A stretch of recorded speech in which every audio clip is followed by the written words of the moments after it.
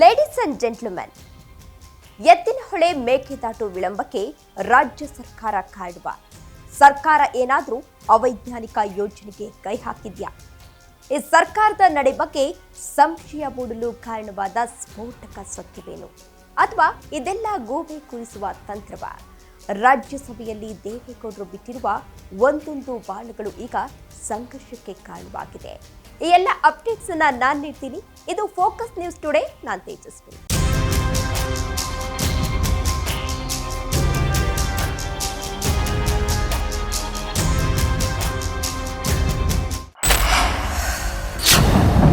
ಕರ್ನಾಟಕದಲ್ಲಿ ನೀರಾವರಿ ಯೋಜನೆಗಳನ್ನ ಸಕಾಲಕ್ಕೆ ಕಾರ್ಯಗತ ಮಾಡಲಾಗ್ತಿಲ್ಲ. ರಾಜ್ಯದ ಕಾಂಗ್ರೆಸ್ ಸರ್ಕಾರ ಅನಗತ್ಯವಾಗಿ ಕೇಂದ್ರ ಸರ್ಕಾರವನ್ನ ದೂರ್ತಾ ಇದೆ ಎಂದು ಮಾಜಿ ಪ್ರಧಾನಿ ಎಚ್.ಡಿ. ದೇವೇಗೌಡರು ಬಾಂಬ್ ಸಿಡಿಸಿದ್ದಾರೆ. ರಾಜ್ಯಸಭೆಯಲ್ಲಿ ಸೋಮವಾರ ಬಜೆಟ್ ಮೇಲಿನ ಚರ್ಚೆಯಲ್ಲಿ ಪಾಲ್ಗೊಂಡ ದೇವೇಗೌಡರು ಮಾತನಾಡಿದರು. ಹಲವಾರು ವಿಚಾರಗಳನ್ನ ಇಲ್ಲಿ ಪ್ರಸ್ತಾಪ ಮಾಡಿದ್ದಾರೆ. ಎತ್ತಿನಹೊಳೆ ಮೇಕೆದಾಟು ಯೋಜನೆಗಳ ವಿಳಂಬಕ್ಕೆ ರಾಜ್ಯ ಸರ್ಕಾರವೇ ನೇರ ಕಾರಣ. ಅದನ್ನ ಮರೆಮಾಚಿಕೊಳ್ಳಲು ಕೇಂದ್ರವನ್ನ ದೂರ್ತಾ ಇದ್ದಾರೆ. ಕರ್ನಾಟಕದಲ್ಲಿ ಆಡಳಿತಾರೂಢ ಕಾಂಗ್ರೆಸ್ ಸರ್ಕಾರದ ನಿರ್ಲಕ್ಷ್ಯದಿಂದಲೇ ಎತ್ತಿನಹೊಳೆ ಯೋಜನೆ ಆಮೆಗತಿಯಲ್ಲಿ ಸಾಗ್ತಾ ಇದೆ ಎಂದು ಸಿದ್ದರಾಮಯ್ಯ ಸರ್ಕಾರಕ್ಕೆ ಚಾಟಿ ಬೀಸಿದ್ರು. ಇದನ್ನ ಯಾರಾದ್ರೂ ಮಾಡಿದ್ರೆ ನರೇಂದ್ರ ಮೋದಿ ಒಬ್ಬ ಮಾತ್ರ ಮಾಡಲಿಕ್ಕೆ ಸಾಧ್ಯ. ಯಾರ ತಮಿಳರು ನಮ್ಮನ್ನು ಕುತ್ತಿಗೆ ಹಿಡ್ಕೊಂಡು ಹೋರಾಟ ಮಾಡ್ತಾ ಇದ್ದೇನೆ. ನರೇಂದ್ರ ಮೋದಿಯವರ ನನ್ನ ಸಂಬಂಧ ತುಂಬಾ ಚೆನ್ನಾಗಿ, ನನ್ನ ಜನಕ್ಕೆ ಕೊಡುವ ನೀರು ನನ್ನ ನೀರು. ಹೇಮಾವತಿ ಕಟ್ಟಿದ್ದೇನೆ, ಹಾರಂಗಿ ಕಟ್ಟಿದ್ದೇನೆ, ಕಬಿನಿ ಕಟ್ಟಿದ್ದೇನೆ. ನನ್ನ ನೀರು ನನ್ನ ಜನಕ್ಕೆ ಕೊಡು. ಈ ಉಸಿರು ಎಳೆಯೋದಕ್ಕಿಂತ ಮುಂಚೆ ನರೇಂದ್ರ ಮೋದಿಯವರಿಂದ ಆ ಒಂದು ತೀರ್ಪನ್ನು ಮಾಡಿಸಿ ಕೊನೆ ಉಸಿರು ಎಳಿತೇನೆ ಅಂತ ತೀರ್ಮಾನ ಮಾಡಿದ್ದೇನೆ. ಎತ್ತಿನಹೊಳೆ ಯೋಜನೆಯನ್ನ ಕಾರ್ಯಗತ ಮಾಡುವಲ್ಲಿ ರಾಜ್ಯ ಸರ್ಕಾರ ಅನೇಕ ತಪ್ಪುಗಳನ್ನ ಮಾಡಿದೆ. ಪರಿಸರಕ್ಕೆ ಧಕ್ಕೆ ತಂದಿದೆ. ಅನೇಕ ಕಾನೂನು ನಿಯಮಗಳನ್ನ ಉಲ್ಲಂಘನೆ ಮಾಡಿದೆ. ಬಿಜೆಪಿ ಸರ್ಕಾರದ ಅವಧಿಯಲ್ಲಿ ಈ ಯೋಜನೆಗೆ ಶಂಕುಸ್ಥಾಪನೆಯನ್ನ ಮಾಡಲಾಗಿತ್ತು. ಆಗ ಜಗದೀಶ್ ಶೆಟ್ಟರ್ ಅವರು ರಾಜ್ಯದ ಮುಖ್ಯಮಂತ್ರಿ ಆಗಿತ್ತು.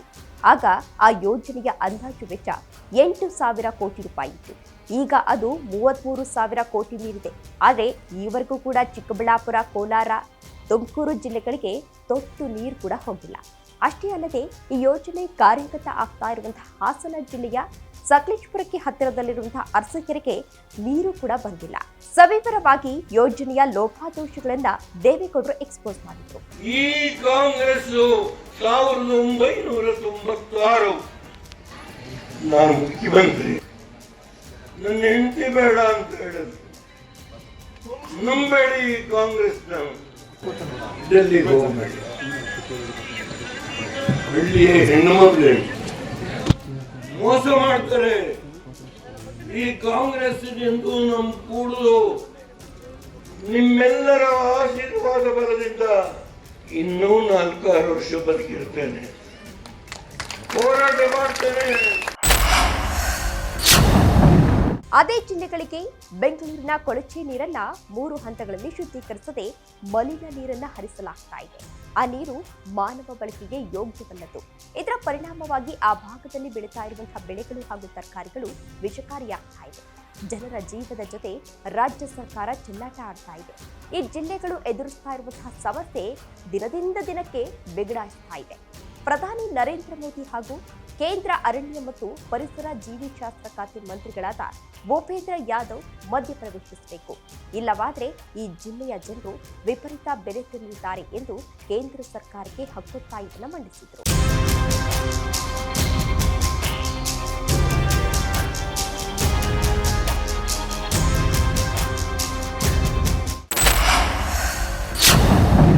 ಮೇಕೆದಾಟು ಯೋಜನೆಗೂ ರಾಜ್ಯ ಸರ್ಕಾರವೇ ಅಡ್ಡಿಯಾಗಿದೆ. ಈ ಯೋಜನೆ ಕಾರ್ಯಗತವಾಗುವ ಪ್ರಸ್ತಾವಿತ ಜಾಗದ ಬಗ್ಗೆ ನನಗೆ ಗೊತ್ತು ಅಂತ ಹೇಳಿ ಮಾಜಿ ಪ್ರಧಾನಿ ದೇವೇಗೌಡರು ಕುತೂಹಲವನ್ನ ಮೂಡಿಸಿದ್ರು. ಒಂದು ಕಡೆ ಆನೆ ಕಾರಿಡಾರ್, ಮತ್ತೊಂದು ಕಡೆ ಅರಣ್ಯ ಮತ್ತು ವನ್ಯಜೀವಿ ಸಂಪತ್ತು ಇದೆ. ಪ್ರತಿದಿನವೂ ನಡೀತಾ ಇರುವಂತಹ ಮಾನವ ವನ್ಯಜೀವಿ ಸಂಘರ್ಷದಿಂದ ಅಮಾಯಕರು ಬಲಿಯಾಗ್ತಾ ಇದ್ದಾರೆ. ಇದನ್ನ ತಡೆಯಲು ರಾಜ್ಯ ಸರ್ಕಾರಕ್ಕೆ ಆಗಿಲ್ಲ ಎಂದು ದೇವೇಗೌಡರು ಸಿದ್ದರಾಮಯ್ಯ ಮತ್ತು ಡಿಕೆ ಶಿವಕುಮಾರ್ ಸರ್ಕಾರದ ವಿರುದ್ಧ ಆರೋಪಗಳ ಸುರಿಮಳೆಗೈದಿದ್ದಾರೆ.